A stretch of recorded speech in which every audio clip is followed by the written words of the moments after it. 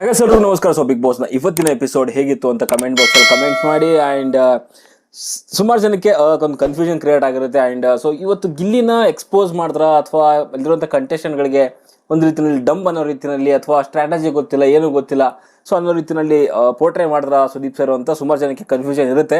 And ನನಗೂ ಕೂಡ ಒಂದು ಲೆಕ್ಕದಲ್ಲಿ ಕನ್ಫ್ಯೂಷನ್ ಇತ್ತು. ಬಟ್ ನನಗೆ ಒಂದು ಕ್ಲಾರಿಟಿ ಬಂದಿರುವಂಥದ್ದು ಏನು ಅಂತಂದರೆ, ಎಲ್ಲೋ ಒಂದು ರೀತಿಯಲ್ಲಿ ಗಿಲ್ಲಿನ ಈ ಒಂದು ಲಾಸ್ಟ್ಗೆ ಏನು ಎಪಿಸೋಡ್ ಇನ್ನೇನು ಸೀಸನ್ ಎಂಡ್ ಆಗ್ತಾ ಇದೆ, ಸೊ ಆ ಟೈಮಲ್ಲಿ ಅವನ ಸ್ಟ್ರಾಟಜಿಗಳನ್ನು, ಅವನ ಒಂದು ಬಿಗ್ ಬಾಸ್ ಜರ್ನಿನ ಎಲ್ಲೋ ಒಂದು ರೀತಿಯಲ್ಲಿ ಎಲ್ಲೋ ಬೇರೆಯವರಿಗೆ ತಿಳಿಸುವಂಥದ್ದು ಅಥವಾ ಎಕ್ಸ್ಪೋಸ್ ಮಾಡೋ ರೀತಿಯಲ್ಲಿ ಮೇಕರ್ಸೇ ಮಾಡ್ತಿರೋವಂಥದ್ದು ನನಗೆಲ್ಲೋ ಸರಿ ಅಂತ ಅನ್ನಿಸ್ತಾ ಇಲ್ಲ. ಅದು ಒಂದು ಗಿಲ್ಲಿ ವಿರುದ್ಧ ನೆಗೆಟಿವ್ ಹೋಗ್ಬೋದು ಅಥವಾ ಅದು ಒಂದು ರೀತಿಯಲ್ಲಿ ಗಿಲ್ಲಿಗೆ ಪಾಸಿಟಿವ್ ಕೂಡ ಆಗ್ಬೋದು.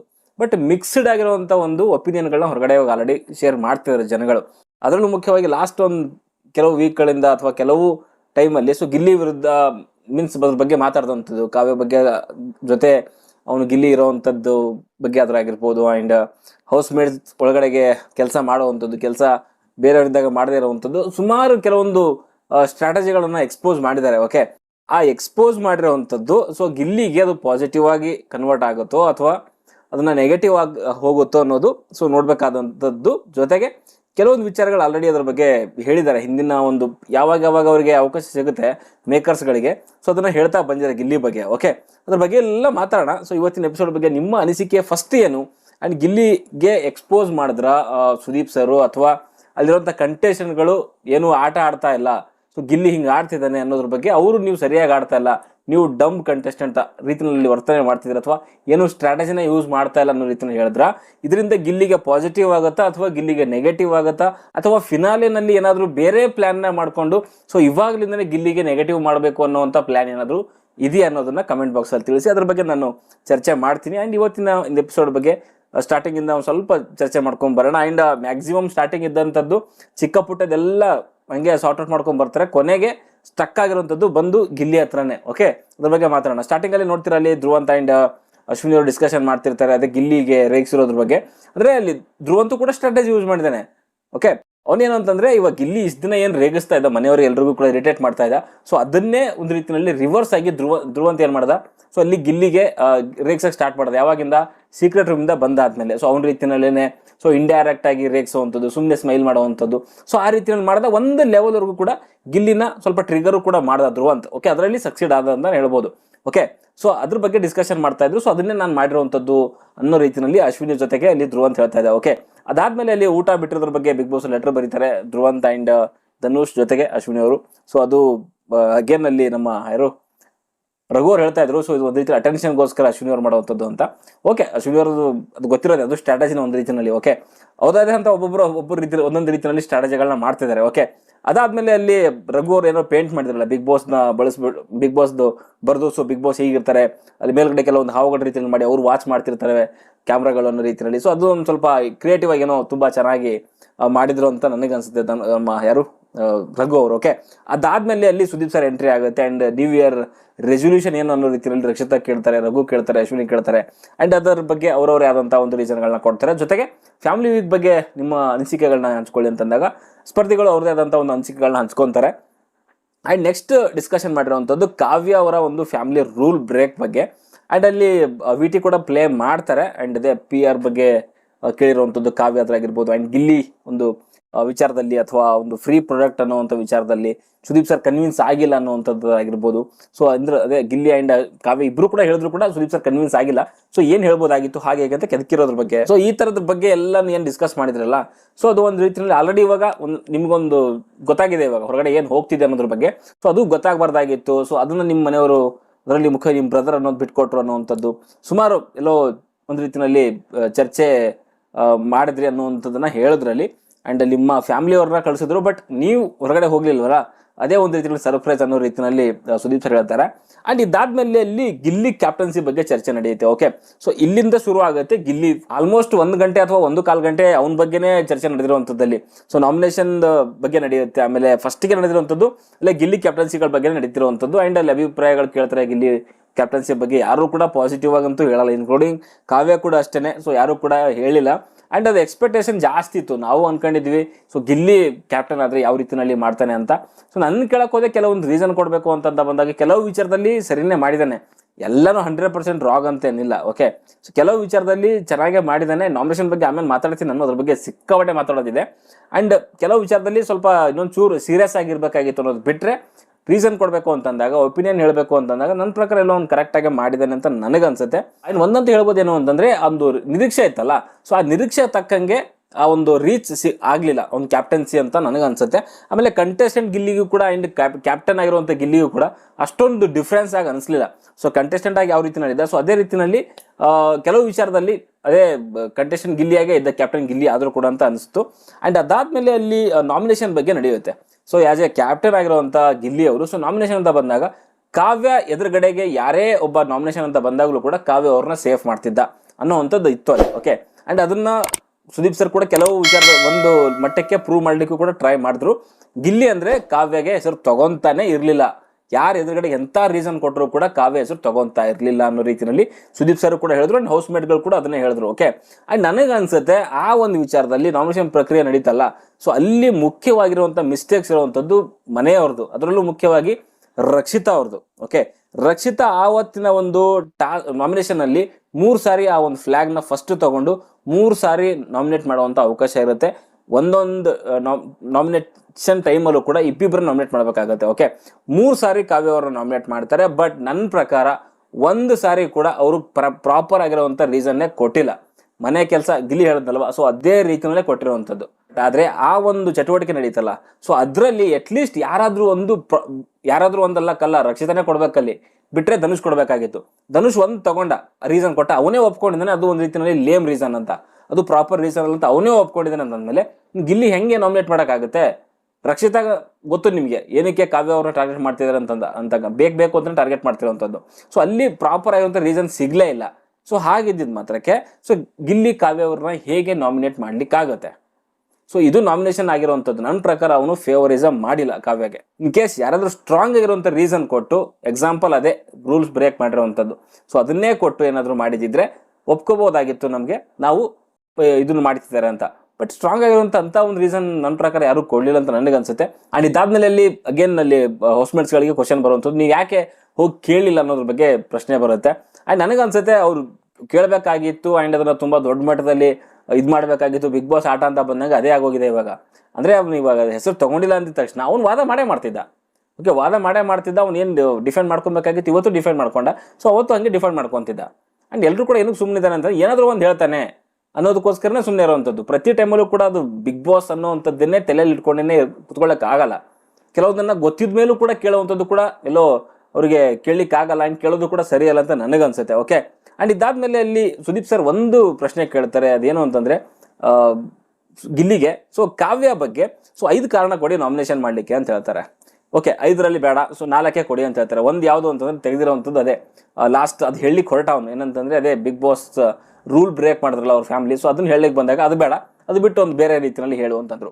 ಸೊ ಅಲ್ಲಿ ಏನಾಗುತ್ತೆ ಅಂದರೆ ಗಿಲ್ಲಿ ಸ್ವಲ್ಪ ಎಲ್ಲ ಸಿಗಾಕಂತಾನೆ. ಸೊ ಅಲ್ಲಿ ಗೊತ್ತಾಗುತ್ತೆ ಗಿಲ್ಲಿ ಕಾವ್ಯಗೆ ಫೇವರ್ ಮಾಡ್ತಿದ್ದಾನೆ ಅನ್ನೋ ರೀತಿಯಲ್ಲಿ ಅನಿಸುತ್ತೆ. ಆಮೇಲೆ ಕಾವ್ಯದಲ್ಲಿ ಯಾವುದೇ ರೀತಿಯ ನೆಗೆಟಿವೇ ಇಲ್ವಾ? ಖಂಡಿತವಾಗ್ಲೂ ಕೆಲವೊಂದು ನೆಗೆಟಿವ್ ಇದ್ದೇ ಇದ್ದಾವೆ, ಇಲ್ಲ ಅಂತ ಹೇಳಲಿಕ್ಕಾಗಲ್ಲ. ಬಟ್ ಅದನ್ನು ಯಾರು ಗಿಲ್ಲಿ ಹೇಳಲಿಕ್ಕೆ ಮುಂದೆ ಬರ್ತಾ ಇಲ್ಲ. ಬಿಕಾಸ್ ಅದಕ್ಕೆ ಸುಮಾರು ಕಾರಣಗಳಿರ್ಬೋದು. ಸೊ ಅದು ಅವನ ಸ್ಟ್ರಾಟಜಿ ಕೂಡ ಇರ್ಬೋದು. ಬಟ್ ವೀಕೆಂಡಲ್ಲಿ ಅಂತ ಬಂದಾಗ ಸೊ ಇವ್ರು ಯಾಕೆ ಅವನ ಮೇಲೆ ಫೋರ್ಸ್ ಮಾಡ್ತಿದ್ದಾರೆ ನಾಮಿನೇಟ್ ಮಾಡು ಅಂತ ನನ್ನ ಇಲ್ಲೇ ಅದಕ್ಕೋಸ್ಕರ ಹೇಳ್ತಾ ಇದ್ದೀನಿ. ಯಾಕೆ ನೀವು ಗಿಲ್ಲಿ ಒಂದು ಆಟದ ಸ್ಟ್ರಾಟಜಿನ ಎಕ್ಸ್ಪೋಸ್ ಮಾಡಲಿಕ್ಕೆ ಹೊರಟಿದ್ದೀರಾ? ಸೊ ಅವನು ಕಾವ್ಯ ಅವ್ರನ್ನ ಯೂಸ್ ಮಾಡ್ಕೊತಿದ್ದಾನ, ಮಾಡ್ಕೊಳ್ಳಿ. ಕಾವ್ಯ ಗಿಲ್ಲಿನ ಯೂಸ್ ಮಾಡ್ಕೊತಿದ್ದಾಳ, ಮಾಡ್ಕೊಳ್ಳಿ. ಅಥವಾ ಗಿಲ್ಲಿ ಎಲ್ಲರನ್ನೂ ಯೂಸ್ ಮಾಡ್ಕೊತಿದ್ದಾನ, ಮಾಡ್ಕೊಳ್ಳಿ. ಅದು ಅವ್ನ ತಾಕತ್ತು, ಅವನ ಒಂದು ಸ್ಟ್ರಾಟಜಿ ಅವನದಿದು. ಸೊ ಅವನು ಮಾಡ್ತಿದ್ದಾನೆ, ನೀವೇನಕ್ಕೆ ಅದನ್ನು ಎಕ್ಸ್ಪೋಸ್ ಮಾಡ್ತಿದ್ದೀರಾ? ಸೊ ಅದು ನನ್ನ ಪ್ರಶ್ನೆ. ಸೊ ಇದು ಎಲ್ಲೋ ನನಗೆ ಸರಿ ಅಂತ ಅನಿಸ್ಲಿಲ್ಲ. ಒಂದು ಅವ್ನು ಯಾರಾದರೂ ಸ್ಟ್ರಾಂಗ್ ರೀಸನ್ ಕೊಟ್ಟಿದ್ದಾರಾ ಅಂತಂತೀರಾ? ಇಲ್ಲ ಅಂತೀರಾ ನೀವೇ. ಆಮೇಲೆ ಯಾರಾದರೂ ನೀವು ಹೋಗಿ ಕೇಳಿದ್ದೀರಾ ಅಂತೀರಾ? ಇಲ್ಲ ಅಂತೀರಾ. ಬಟ್ ಆದರೂ ಕೂಡ ತಂದು ಇಲ್ಲಿ ಗಿಲ್ಲಿಯನ್ನ ಪ್ರಶ್ನಾರ್ಥಕ ಚಿಹ್ನೆದಲ್ಲಿ ತಂದು ನಿನ್ಸ್ಕೊಂಡಿದ್ದೀರಾ ಇವಾಗ. ಆ್ಯಂಡ್ ಇದಾದ್ಮೇಲೆ ಸುದೀಪ್ ಸರ್ ಕೇಳ್ತಾರೆ, ಒಂದು ಫಿನಾಲಿನಲ್ಲಿ ಒಂದು ಕೈನಲ್ಲಿ ಗಿಲ್ಲಿ ಆದರೆ ಇನ್ನೊಂದು ಕೈನಲ್ಲಿ ಯಾರು ಇರಬೇಕು ಅಂತ ಅದೇ ಗಿಲ್ಲಿಗೆ ಪ್ರಶ್ನೆ ಕೇಳುವಂಥದ್ದು. ಅದಾದ್ಮೇಲೆ ಬ್ರೇಕ್ ತಗೊಂತಾರೆ. ಆ್ಯಂಡ್ ಅದಾದ್ಮೇಲೆ ಅದು ಆ ಥರದ ಅನ್ಸರೇ ತಗೊಳ್ಳಿಲ್ಲ ಅಂತ ಅನ್ಸುತ್ತೆ ಗಿಲ್ಲಿ ಕಡೆಯಿಂದ, ಅಥವಾ ಅದನ್ನ OTT ಪ್ಲೇ ಮಾಡಲಿಲ್ವ ಅಂತ ನನಗಂತೂ ಅರ್ಥ ಆಗಿಲ್ಲ. ನಿಮಗೇನಾದರೂ ನೋಡಿದ್ದೀರಾ ಅದನ್ನ ಕಮೆಂಟ್ ಬಾಕ್ಸಲ್ಲಿ ತಿಳಿಸಿ. ಇದ್ರ ಜೊತೆಗೆ ಅಲ್ಲಿ as A captain and as A contestant ಆಗಿ ಗಿಲ್ಲಿ ಕೆಲಸ ಹೇಗಿತ್ತು ಅನ್ನೋದ್ರ ಬಗ್ಗೆ ಕೂಡ ಕೆಲವೊಂದು ವಿಟಿಗಳನ್ನ ಪ್ಲೇ ಮಾಡ್ತಾರೆ. ಅಗೇನ್ ಇದನ್ನ ಪ್ಲೇ ಮಾಡಿದ್ದಾದ್ಮೇಲೆ ಕೆಲವೊಂದು ಅಲ್ಲಿ ನಡೆಯುತ್ತೆ. ಅಂದ್ರೆ ಇಲ್ಲಿ ಗಿಲ್ಲಿ ಅರ್ಥ ಮಾಡ್ಕೊಂಡಿರೋ ಬಿಗ್ ಬಾಸ್ಗೂ ಸೊ ನೀವು ಅರ್ಥ ಮಾಡ್ಕೊಂಡು ಕೂಡ ತುಂಬಾ ಡಿಫ್ರೆನ್ಸ್ ಇದೆ. ಅಂಡ್ ಗಿಲ್ಲಿ ಏನ್ ಅರ್ಥ ಮಾಡ್ಕೊಂಡಿದೆ, ನೀವು ಯಾರು ಕೂಡ ಬಿಗ್ ಬಾಸ್ ಆಟನೇ ಅರ್ಥ ಮಾಡ್ಕೊಂಡಿಲ್ಲ ಅನ್ನೋ ರೀತಿಯಲ್ಲಿ ಅಲ್ಲಿ ಸುದೀಪ್ ಸರ್ ಹೇಳ್ತಾರೆ. ಜೊತೆಗೆ ಸೊ ಎಷ್ಟು ಸೀಸನ್ ನೋಡ್ಕೊಂಡ್ ಬಂದಿದೆ ಗಿಲ್ಲಿ ಅಂತಂದಾಗ ಎಲ್ಲ ಸೀಸನ್ ಅಂತ ಹೇಳ್ತಾನೆ. ಸೊ ನಿಮ್ಮ ಫೇವ್ರೆಟ್ ಸೀಸನ್ಗಳು ಯಾರು ಅಂತಂದ ಬಂದಾಗ ಸೀಸನ್ ಪ್ರಥಮ ಇದ್ದಂಥದ್ದು, ಜೊತೆಗೆ ಹನುಮಂತ ಇದ್ದಂಥದ್ದು ಅಂತ. ಇದಾದ್ಮೇಲೆ ಸುದೀಪ್ ಸರ್ ಹೇಳ್ತಾರೆ ಅಲ್ಲಿ ಗಿಲ್ಲಿ ಪಾತ್ರದಲ್ಲಿ ಸ್ವಲ್ಪ ಪ್ರಥಮ, ಇನ್ ಸ್ವಲ್ಪ ಹನುಮಂತ ಇದ್ದಾನೆ ಅನ್ನೋ ರೀತಿಯಲ್ಲಿ ಹೇಳ್ತಾರೆ. ಸೊ ಅಂದ್ರೆ ಗಿಲ್ಲಿ ನೋಡ್ಕೊಂಡು ಬಂದಿದ್ದಾನೆ, ಸೊ ಮೀನ್ಸ್ ಅದನ್ನ ಪ್ರಥಮ ತರ ಆಡ್ತಿದ್ದಾನೆ ಬೇಕು ಅಂತಾನೆ, ಹನುಮಂತನ ತರ ಆಡ್ತಿದ್ದಾನೆ ಬೇಕು ಅಂತಾನೆ. ಜೊತೆಗೆ ಒಂದು ಲಾಸ್ಟ್ ಯಾವುದೋ ಒಂದು ವೀಕಲ್ಲಿ ಹೇಳಿದ್ರು ಅವರು, ಅಂದ್ರೆ ಗಿಲ್ಲಿಗೆ ಆಲ್ಮೋಸ್ಟ್ ಒಂದು 6 ಮಂತ್ ಮುಂಚೆನೆ ಆಫರ್ ಹೋಗಿತ್ತು, ಕನ್ಫರ್ಮ್ ಆಗಿತ್ತು, ಅವನಿಗೆ ಒಂದು 6 ತಿಂಗಳು ಮೀನ್ಸ್ ಅದೊಂದು ಟೈಮ್ ಇತ್ತು ಅನ್ನೋ ರೀತಿಯಲ್ಲಿ ಕೆಲವೊಂದು ಮಾತುಗಳು ಹೇಳಿದ್ರು. ಅದೆಲ್ಲ ಹೇಳುವಂತ ಅವಶ್ಯಕತೆ ಏನಿತ್ತು? ಸೊ 6 ತಿಂಗಳು ಮುಂಚೆ ಹೇಳಿದ್ರು ಅಥವಾ 1 ವರ್ಷಕ್ಕಿಂತ ಮುಂಚೆನೆ ಹೇಳಿದ್ರು.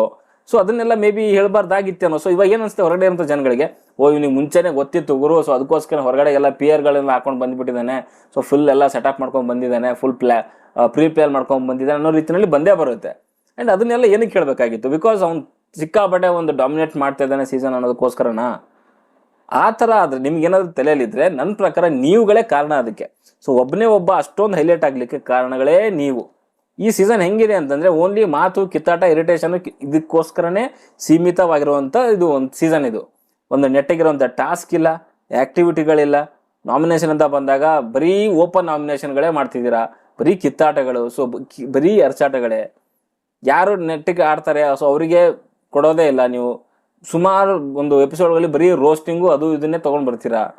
ಎಲ್ಲ ಅದು ಒಂದು ರೀತಿಯಲ್ಲಿ ಅವನಿಗೆ ಫೇವರ್ ಆಗೋ ರೀತಿಯಲ್ಲಿ ಇತ್ತು, ಅವನ ಫೇವರ್ ಮಾಡ್ಕೊಂಡ. ಸೊ ನೀವು ಟಾಸ್ಕ್ಗಳು ಅಂತ ಬಂದಾಗ ಇನ್ನೊಂಚೂರು ಕ್ರಿಯೇಟಿವ್ ಆಗಿರುವಂಥ ಟಾಸ್ಕ್ಗಳು ಕೊಡಬೇಕಾಗಿತ್ತು. ಸೊ ಬ್ಯಾಲೆನ್ಸಿಂಗ್ ಆಗಿ ಮಾಡೋದ್ರಲ್ಲಿ ನೀವು ಸೋತಿದ್ದೀರಾ, ಯಾರು as a Bigg Boss maker ಅದಂಥವ್ರು. ಸೊ ಇಲ್ಲಿ ಅವ್ನು ಡಾಮಿನೇಟ್ ಮಾಡ್ತೇನೆ ಅಂತ ಹೇಳ್ಬಿಟ್ಟು ಸೊ ಅವನ ಆಟನ ನೀವು ಇದನ್ನ ಎಕ್ಸ್ಪೋಸ್ ಮಾಡೋದಲ್ಲ. ಸೊ ಅವನ ಆಟನ ಯಾವ ರೀತಿಯಲ್ಲಿ ಬೇಕಾದ್ರೂ ಅವ್ನು ಆಡ್ಕೊಂತಾನೆ. ಜನರ ಒಂದು ಪ್ರೀತಿ ಗಳಿಸ್ಲಿಕ್ಕೆ ಅವ್ನು ಏನ್ ಮಾಡ್ಬೇಕು ಅದನ್ನ ಮಾಡ್ತಿದ್ದಾನೆ. ಎಲ್ಲೋ ಒಂದ್ ರೀತಿಯಲ್ಲಿ ನನಗನ್ನಿಸ್ತಾ ಇದೆ, ಎಲ್ಲೋ ಒಂದು ಇದರಿಂದ ಸ್ವಲ್ಪ ಕೆಲವು ಜನಕ್ಕೆ ಸೊ ಗಿಲ್ಲಿ ಎಕ್ಸ್ಪೋಸ್ ಆದ ಅನ್ನೋ ರೀತಿಯಲ್ಲಿ ಅನ್ಸುತ್ತೆ. ಬಟ್ ಏನು ಮಾಡೋಕ್ಕಾಗಲ್ಲ. ಸೊ ಅದು ಇನ್ನು ಮುಂದೆ ಹೋದಾಗ ಗೊತ್ತಾಗುತ್ತೆ ಫೈನಲ್ನಲ್ಲಿ ಗಿಲ್ಲಿ ಗೆಲ್ತಾನ ಅಥವಾ ಗೆಲ್ಲಲ್ಲ ಅನ್ನೋದ್ರ ಮೇಲೆ. ಸೊ ಈ ಒಂದು ಮಾತುಕತೆ ನಿರ್ಧಾರ ಆಗುತ್ತೆ, ಇದನ್ನ ನೆಗೆಟಿವ್ ಆಗಿ ಹೇಳಲಿಕ್ಕೆ ಮಾಡಿದ್ರೆ ಅಥವಾ ಪಾಸಿಟಿವ್ ಆಗಿ ಹೇಳಲಿಕ್ಕೆ ಮಾತಾಡ್ತಾರ ಅಂತ. ಓಕೆ. ಅಂಡ್ ಇದಾದ್ಮೇಲೆ ಅಲ್ಲಿ ಗಿಲ್ಲಿ ವರ್ಸಸ್ ಅಶ್ವಿನಿ ಅವರ ಒಂದು ವಿಟಿ ಪ್ಲೇ ಮಾಡ್ತಾರೆ, ಆ ಬಾತ್ರೂಮ್ ಅಲ್ಲಿ ಆಗಿರುವಂತ ಒಂದು ಕಿತ್ತಾಟದ ಬಗ್ಗೆ. ಸೊ ಅದ್ರಲ್ಲಿ ಕ್ಲಿಯರ್ ಆಗಿ ಗೊತ್ತಾಗ್ತಾ ಇದೆ. ಸೊ ಅಲ್ಲಿ ನಾನು ಅವತ್ತು ಕೂಡ ಹೇಳಿದೀನಿ, ಗಿಲ್ಲಿ ಅವತ್ತು ಒಂಚೂರು ಬಿಟ್ಕೊಟ್ಟಿದ್ರೆ ಅಥವಾ ಅದನ್ನ ಬಿಟ್ಟಿದ್ರೆ ಕೆಲಸ, ಓಕೆ ನಾಳೆ ಬೆಳಿಗ್ಗೆ ಮಾಡ್ಕೊಡ್ರಿ ಅಂತ ಬಿಟ್ಟಿದ್ರೆ ಎಲ್ಲ ಒಂದ್ ರೀತಿಯಲ್ಲಿ ಸ್ವಲ್ಪ ದೊಡ್ಡ ಮನುಷ್ಯ ಆಗ್ತಿದೆ ಅಂತ ನನಗನ್ಸುತ್ತೆ. ಅಂಡ್ ಅದನ್ನು ಕೂಡ ಅಷ್ಟೇ ಒಂದು ಸ್ಟ್ರಾಟಜಿ ಕೂಡ ಆಗಿರ್ಬೋದೇನೋ. ಬಿಕಾಸ್ ಸ್ವಲ್ಪ ಟ್ರಿಗರ್ ಮಾಡೋಣ ಅಶ್ವಿನಿ ಅವ್ರನ್ನ 2.0 ಅಂತ ನಾನು ಅವತ್ತು ಹೇಳಿದ್ದೀನಿ. ಸೊ ಅಶ್ವಿನಿ 2.0 ಅನ್ನುವಂಥದ್ದು ಸುಮಾರು ಜನಕ್ಕೆ ಅದರಲ್ಲೂ ಮುಖ್ಯವಾಗಿ ಕಾವ್ಯ ಅಂಡ್ ಗಿಲ್ಲಿ ಅಂತ ಬಂದಾಗ ಸೊ ಅದನ್ನ ತಗೊಳ್ಳಕ್ಕೆ ಆಗ್ತಾ ಇಲ್ಲ ಅವ್ರಿಗೆ. ಸೊ ಅವ್ರನ್ನ ಎಕ್ಸ್ಪೋಸ್ ಮಾಡ್ಲಿಕ್ಕಂತಾನೆ ಸೊ ಆ ಒಂದು ಪದನ ಪದೇ ಕಾವ್ಯದ್ರಾಗಿರ್ಬೋದು ಗಿಲ್ಲಿಯಾದ್ರಾಗಿರ್ಬೋದು ಯೂಸ್ ಮಾಡ್ತಿದ್ದಾರೆ ಅನ್ನೋ ರೀತಿಯಲ್ಲಿ. ನಾವುಗಳು ಬೇಕಾದ್ರೆ ಎಕ್ಸ್ಪೋಸ್ ಮಾಡ್ಬೋದು ಯಾರು ಏನು ಎತ್ತಂತ, as a viewer, as a reviewer ಆಗಿ. ಬಟ್ ಒಬ್ಬ ಮೇಕರ್ ಆದಂಥವ್ರು, ಒಬ್ಬ ಒಂದು ಅಂಪೈರ್ ಸ್ಥಾನದಲ್ಲಿ ಕೂತಿರೋವಂಥವ್ರು ಬಿಗ್ ಬಾಸ್ ಅವರು ಈ ತರ ನನ್ನ ಪ್ರಕಾರ ಕೆಲಸ ಮಾಡಬಾರ್ದು. ಯಾಕಂದ್ರೆ ಅವರು ಎರಡೂ ಕಡೆಗೂ ಕೂಡ ಒಂದು ತಕ್ಕಡಿಯಾಗಿ ಮಿಡ್ಲಲ್ಲಿ ನಿಂತ್ಕೊಬೇಕಾ, ನೀಡಲ್ ರೀತಿನಲ್ಲಿ, ಅಂಪೈರ್ ರೀತಿನಲ್ಲಿ ಫೇವರ್ ಮಾಡಬಾರ್ದು ಯಾರಿಗೂ ಕೂಡ, ಅಥವಾ ಅವ್ನ ಸ್ಟ್ರಾಟಜಿನ ಬಿಚ್ಚಿಡಬಾರ್ದು.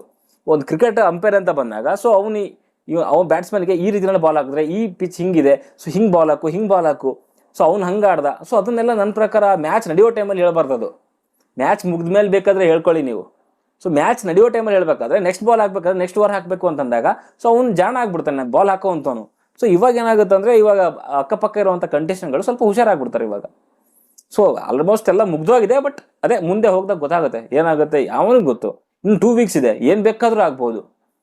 ಈಗ 4 ವೀಕ್ ಇದ್ದಂತ ಗಿಲ್ಲಿ ಸಪೋರ್ಟರ್ಸ್ ಅಥವಾ ಒಂದು ಒಪಿನಿಯನ್ ಸ್ವಲ್ಪ ಇವಾಗ ಹೋಗ್ತಾ ಚೇಂಜ್ ಆಗ್ತಾ ಇದೆ. ಏನ್ ಬೇಕಾದ್ರೂ ಆಗ್ಬೋದು ಅಂತ ನನ್ನ ಅನಿಸಿಕೆ. ಅಂಡ್ ನಿಮ್ಗೆ ಏನ್ ಅನ್ಸುತ್ತೆ? ಸೊ ಇದ್ರ ಬಗ್ಗೆ ಇವಾಗ ನಾನು ಇಷ್ಟೆಲ್ಲ ಹೇಳಿದೆ ನನ್ನ ಅನಿಸಿಕೆ. ಸೊ ನಿಮ್ಮ ಅನಿಸಿಕೆ ಏನು ಅಂತ ಕಮೆಂಟ್ ಬಾಕ್ಸ್ ಅಲ್ಲಿ ತಿಳಿಸಿ. ಇದರಿಂದ ಒಳ್ಳೇದಾಗತ್ತಾ ಅಥವಾ ನೆಗೆಟಿವ್ ಆಗುತ್ತಾ, ಅಥವಾ ಸುದೀಪ್ ಸರ್ ಅದನ್ನ ಎಕ್ಸ್ಪೋಸ್ ಮಾಡಿದ್ರ, ಅಥವಾ ಕಂಟೆಸ್ಟೆಂಟ್ ನೀವು ಏನು ಆಡ್ತಾ ಇಲ್ಲ ಅಂತ ಹೇಳ್ಬಿಟ್ಟು ಸೊ ಅವ್ರಿಗೆ ಉಗುದ್ರ ಅನ್ನೋ ರೀತಿಯಲ್ಲಿ ಅಂತ ಇತ್ತು ಅಂತ ಕಮೆಂಟ್ ಬಾಕ್ಸ್ ಅಲ್ಲಿ ತಿಳಿಸಿ. ಯಾವ ತರ ಇತ್ತು ಅಂತ ಸೊ ಕಮೆಂಟ್ ಬಾಕ್ಸ್ ಅಲ್ಲಿ ತಿಳಿಸಿ. ಜೊತೆಗೆ ಸೊ ಅಂಡ್ ಇದ್ರ ಮಧ್ಯೆ ಅಲ್ಲಿ ನಮ್ಮ ಮಾಳು ಅಂಡ್ ಸೂರಜ್ ಅವ್ರನ್ನ ಕೂಡ ಕರೆಸ್ತಾರೆ. ಸೊ ಲಾಸ್ಟ್ ವೀಕ್ ಎಲಿಮಿನೇಷನ್ ಆದ್ರಲ್ಲ, ಸೊ ಅವ್ರನ್ನ ಕರೆಸಿ ಒಂಚೂರು ಮಾತುಕತೆ ನಡೆಯುತ್ತೆ. ಅಂಡ್ ಸೂರಜ್ ಅಂತ ಬಂದಾಗ ಹೊರಗಡೆ ಸಿಕ್ಕಾಪಟ್ಟೆ ಪಾಸಿಟಿವ್ ಇದೆ, ಅಂಡ್ ಫಾಲೋವರ್ಸ್ ಅಲ್ಲಿ ಕೂಡ ತುಂಬಾ ಜಾಸ್ತಿ ಆಗಿದೆ. ಅಂಡ್ ಅದನ್ನ ಯೂಸ್ ಮಾಡ್ಕೊಂಡು ಮುಂದೆ ಅವ್ರ ಕೆರಿಯರ್ಗೆ ಗ್ರೋತ್ನ ಮಾಡ್ಕೊಳ್ಳಿ ಅಂತ ನನ್ನ ಒಂದು ಹಾರೈಕೆ. ಜೊತೆಗೆ ಮಾಡು ಅಂತ ಬಂದಾಗ ಸೊ ಹೊರಗಡೆ ಬಂದಾದ್ಮೇಲೆ ಸಿಕ್ಕಾಪಟ್ಟೆ ಅನ್ನೆಸೆಸರಿ ಅಂತ ಒಂದು ಮಾತುಗಳು ಆಡಿದ್ರು. ಅಷ್ಟೊಂದೆಲ್ಲ ಮಾತಾಡೋ ಬದಲು ಸೊ ಬಿಗ್ ಬಾಸ್ ಮನೆ ಒಳಗಡೆನೆ ಮಾತಾಡಿದ್ರೆ ಅದು ಗ್ರಾಫ್ ಎಲ್ಲೋ ಹೊಂಟೋಗಿರೋದು. ಬಟ್ ಅದೇ ಸುದೀಪ್ ಸರ್ ಕೂಡ ಕೇಳಿದ್ರು, ಏನು ಇಂಟರ್ವ್ಯೂಲೆಲ್ಲ ಹಾಗೆ ಹೀಗೆ ಒಂಚೂರು ಕೇಳಿದ್ರೆ ಫುಲ್ ಎಪಿಸೋಡ್ಗೆ ಹೇಳ್ತಾ ಇದ್ರು ಅನ್ನೋ ರೀತಿಯಲ್ಲಿ. ಸೊ ಅದನ್ನೇ ಅಲ್ಲೇ ಹೇಳಿದ್ದಾರೆ, ಏನೇನೋ ಕತೆ ಆಗಿರೋದು ಅನ್ನೋ ರೀತಿಯಲ್ಲಿ ಸುದೀಪ್ ಸರ್ ಕೂಡ ಹೇಳಿದ್ರು. ಬಟ್ ಏನು ಮಾಡೋಕ್ಕಾಗಲ್ಲ. ಸೊ ಅವನಿಗೆ ಬರೀ ಸಪೋರ್ಟ್ ಇದೆ ಅಂತ ಗೊತ್ತಿದೆ, ಬಟ್ ತಾನು ಏನು ಮಾಡಿದೆ ಅಂತ ಗೊತ್ತಿಲ್ಲ ಅವನಿಗೆ. ಜನಗಳು ನನ್ನ ಸಪೋರ್ಟ್ ಮಾಡ್ತಾರೆ ಅಂತ ಅವ್ನಿಗೆ ಗೊತ್ತು, ಬಟ್ ನಾನು ಜನಗಳಿಗೋಸ್ಕರ ಏನು ಕೊಟ್ಟಿದ್ದೀನಿ ಅನ್ನೋದು ಗೊತ್ತಿಲ್ಲ ಅವನಿಗೆ. ಸೊ ಅದು ಅವ್ನು ಅರ್ಥ ಮಾಡ್ಕೊಬೇಕು. ಸೊ ಅದನ್ನು ಅವ್ರು ಮೇ ಬಿ ಲೇಟಾಗಿ ಅರ್ಥ ಮಾಡ್ಕೊಂಡಂತ ಅನ್ಸುತ್ತೆ. ಸೊ ರೀಸೆಂಟಾಗಿ ಯಾವುದು ಕೂಡ ಆ ಥರದ್ದು ಓವರಾಗಿ ಆಡ್ತಿರೋವಂಥದ್ದು ವಿಡಿಯೋಗಳು ಬರ್ತಾ ಇಲ್ಲ. ಆ್ಯಂಡ್ ಉತ್ತರ ಕರ್ನಾಟಕ ಅಂತ ಬಂದಾಗ ಇವಾಗ ನಾನು ರೀಸೆಂಟಾಗಿ ಕೆಲವೊಂದು ವಿಡಿಯೋಸ್ಗಳು ಕೂಡ ನೋಡಿದೆ ನಾನು.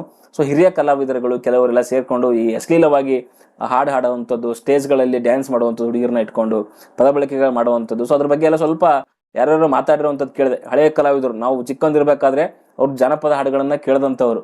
ಸೊ ತುಂಬ ಚೆನ್ನಾಗಿ ಬರಿತಾ ಇದ್ರು, ಅಂದರೆ ಕೇಳಿದ್ರೆ ಒಂದು ರೀತಿಯಲ್ಲಿ ಅದು ಇಲ್ಲಿ ಟಚ್ ಆಗೋವಂಥದ್ದು. ಸೊ ಇವಾಗ ಬೇರೆ ಕಡೆನೇ ಟಚ್ ಆಗುತ್ತೆ. ಸೊ ಅಂಥ ಸಾಂಗ್ಗಳು ಇವಾಗ ಬರೀತಾರೆ. ಬಟ್ ಅದನ್ನೆಲ್ಲ ಒಂದು ಒಗ್ಗಟ್ಟಿನಲ್ಲಿ ಹಿರಿಯ ಕಲಾವಿದರು ಬಂದು, ಸೊ ಈ ಥರ ಮಾಡಬೇಡ್ರಪ್ಪ, ಹಿಂಗೆ ಮಾಡ್ರಪ್ಪ, ನಮ್ಮ ಹಳೆ ಹಾಡುಗಳನ್ನು ಕೆಟ್ಟ ರೀತಿಯಲ್ಲಿ ತೊಗೊಂಡು ಹೋಗ್ಬೇಡಿ ಅನ್ನೋದನ್ನ ಏನು ಹೇಳಿದ್ರಲ್ಲ. ಸೊ ಅದನ್ನ ಒಂದು ಒಳ್ಳೆ ಇನಿಷಿಯೇಟಿವ್ ಅಂತ ನನಗೆ ಅನ್ಸುತ್ತೆ. ಅವ್ರ ಮುಖಗಳು ನೋಡಿ ನಾವು ಸುಮಾರು ವರ್ಷಗಳೇ ಆಗೋಗಿತ್ತು. ಯಾವುದೋ ಚಿಕ್ಕ ಟೈಮಲ್ಲಿ CD DVD ಹಾಕೋ ಟೈಮಲ್ಲಿ ಅವ್ರದ್ದು ನಾಟಕಗಳನ್ನು, ಡ್ರಾಮಾಗಳನ್ನ ನೋಡಿರೋವಂಥದ್ದು. ಸೊ ಅವ್ರದ್ದು ಮುಖಗಳನ್ನು ನೋಡಿ ತುಂಬ ಅಂದರೆ ಖುಷಿ ಆಯಿತು. ಯಾರು ಉತ್ತರ ಕರ್ನಾಟಕದ ನೋಡ್ತಾ ಇದ್ರೆ ನಾನು ಕೇಳ್ಕೊಳ್ಳೋದು ಅಷ್ಟೇ. ಸೊ ಇವಾಗೇನೋ ಡಚಕ್ ಅಂತ ಹೇಳ್ಬಿಟ್ಟು ಯಾವುದೋ ಒಂದು ಸಿನಿಮಾದ ಹಾಡು ತಂದು ಅದನ್ನು ರಿಮಿಕ್ಸ್ ಮಾಡಿ ಯಾವುದೋ ಒಂದು ಸುಮ್ಮನೆ ಅದನ್ನ ಬಿಟ್ಬಿಡಿ. ಓಕೆ, ಉತ್ತರ ಕರ್ನಾಟಕ ಅಂದ ತಕ್ಷಣ ಒಂದು ಬೇರೆನೇ ಪರ್ಸ್ಪೆಕ್ಟಿವ್ ಇದೆ ಬೇರೆ ಕಡೆಗೆಲ್ಲನೂ. ಸೊ ಅದನ್ನ ಫಸ್ಟ್ ಬಿಡಬೇಕು. ಸೊ ಅದನ್ನ ಬಿಟ್ಟು ಒಳ್ಳೆ ರೀತಿಯಲ್ಲಿ ಹಾಡುವಂಥವ್ರಿಗೆ, ಕಲಾವಿದರಿಗೆ ಸಪೋರ್ಟ್ ಮಾಡಿ ಅಂತ ಕೇಳ್ಕೊತೀನಿ. ಓಕೆ, ಆ್ಯಂಡ್ ಗಿಲ್ಲಿ ಮ್ಯಾಟ್ರ್ ಅಂತ ಬಂದಾಗ ಏನಂತ ಕಮೆಂಟ್ ಬಾಕ್ಸಲ್ಲಿ ತಿಳಿಸ್ರಪ್ಪ. ಓಕೆ, ಬಾಯ್.